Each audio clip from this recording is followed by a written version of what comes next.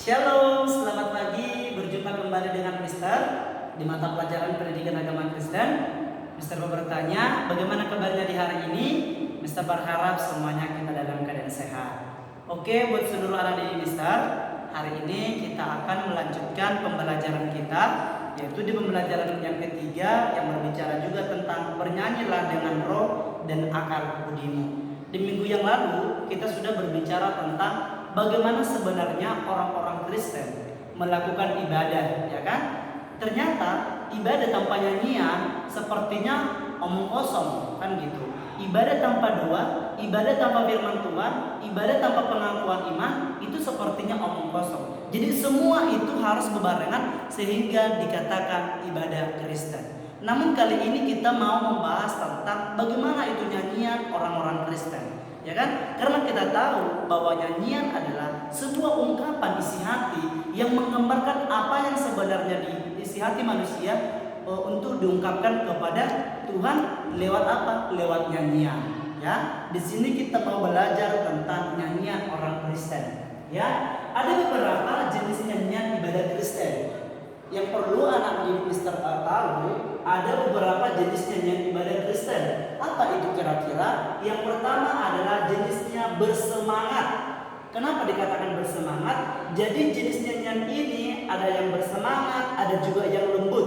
Nah, yang bersemangat ini contohnya seperti apa, Mister? Contohnya adalah inilah lagunya. Dalam Yesus kita bersaudara. Dalam Yesus kita bersaudara.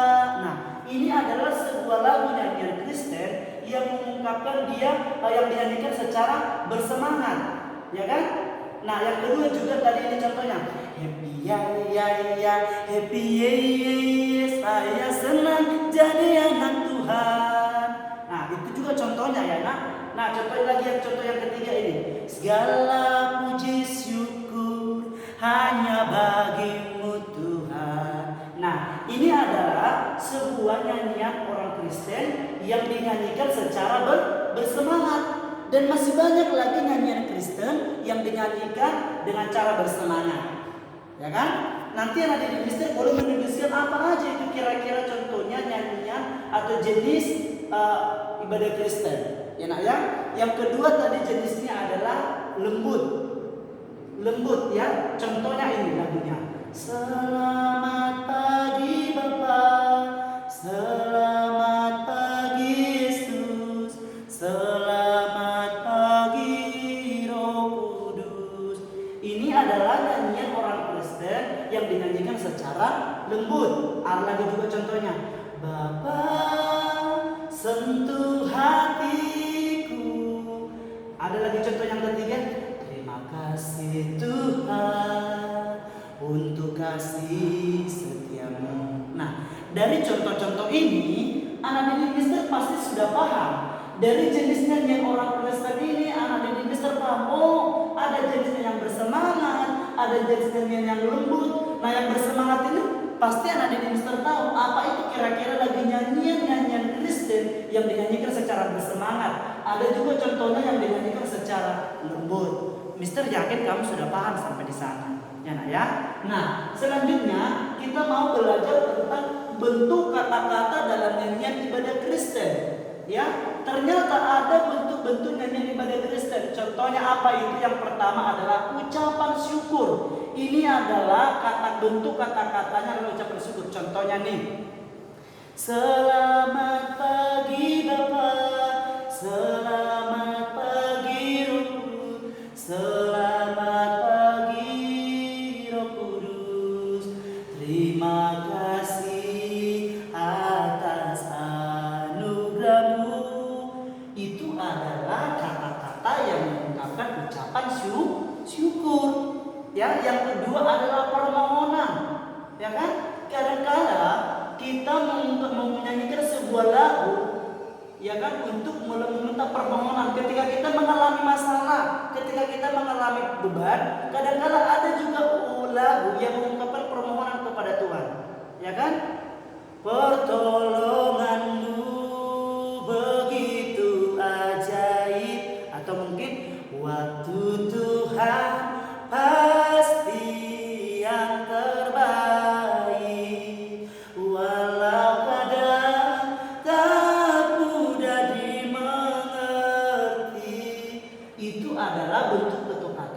juga permohonan dan juga penyerahan, ya. Ini juga adalah bentuk penyerahan atau pengampunan dosa. Ya, jadi bentuk kata-kata itu ada tiga, ada ucapan syukur, ada permohonan, ada penyerahan atau pengampunan dosa. Oke, karena di Mister, yang perlu kita perhatikan dari semua nyanyian jemaat adalah apa itu kira-kira yang perlu kita perhatikan? Kata-katanya, iramanya atau nadanya, isinya atau pesannya. Di sini nanti kamu menuliskan contoh nih kata-katanya, apa rupanya kata-katanya? Kata-katanya, dalam Yesus kita bersaudara. Ini adalah kata-kata nyanyian orang Kristen. Kenapa ini kata-katanya? Dalam artian bahwasannya sekalipun yang dikatakan dalam Yesus kita bersaudara, walaupun kita berbeda agama, walaupun kita berbeda marga, walaupun berbeda suku atau berbeda lain sebagainya, ternyata lewat kata-kata inilah dalam Yesus kita bersaudara. Lewat kata-kata inilah yang mengungkapkan bahwasannya semua apa yang ada di dunia ini, manusia itu adalah bersaudara di dalam Tuhan. Atau juga mungkin iramanya. Coba dulu kamu bayangkan, kalau lagunya hanya satu nadanya atau satu iramanya, tidak mungkin enak, ya kan? Contohlah dulu, ini lagunya. Dalam Yesus kita bersaudara, dengan lagu yang sama, dengan lagu yang berbeda atau irama yang sama. Contohnya, happy ya ya, happy ya ya ya, happy ya ya ya. Sepertinya itu tidak enak, ya kan? Jadi di sini kita perlu mengetahui ada perbedaan irama atau nadanya, bahwa setiap lagu itu memiliki nada atau irama yang berbeda-beda. Apa tujuannya? Di situ nanti kamu harus tuliskan, ya. Dan selanjutnya adalah isinya atau pesan lagu itu apa. Contohnya, Bapa sentuh hatiku. Ini adalah sebuah ungkapan lagu yang mengalami masalah atau yang berharap ada pertolongan Tuhan, sehingga dia berkata, Bapa sentuh hatiku, ubah hidupku. Nah, pesannya apa? Pesan lagu itu adalah ingin mengungkapkan Tuhan belum menyentuh isi hatinya, dan seperti itu.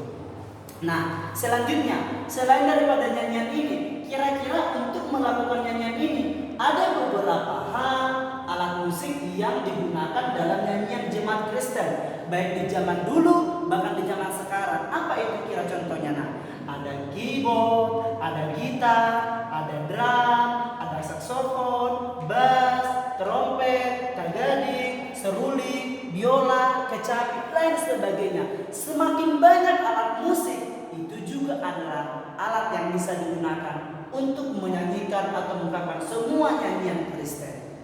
Mungkin di gereja kamu ada yang masih keyboard aja, ada yang mungkin gitar, atau ada yang sudah ada keyboardnya, ada gitarnya, ada drumnya, ada saksofonnya, lain sebagainya. Namun ini adalah alat musik yang digunakan untuk menyanyikan nyanyian jemaat Kristen. Oke, bukan ada di Mister. Nah, selanjutnya ternyata di dalam Korintus ada pesan Paulus kepada jemaat yang ada di Korintus. Setelah kita sudah belajar tentang nyanyiannya, di sana ada beberapa pesan Paulus kepada jemaat yang ada di Korintus. Apa itu? Kalau di zaman sekarang ada di zaman sekarang dengan musimnya corona berkata 5M, ya kan? Contohnya apa itu? Mencuci tangan, menjaga jarak dan sebagainya. Namun pesan Paulus kali ini ada 4M.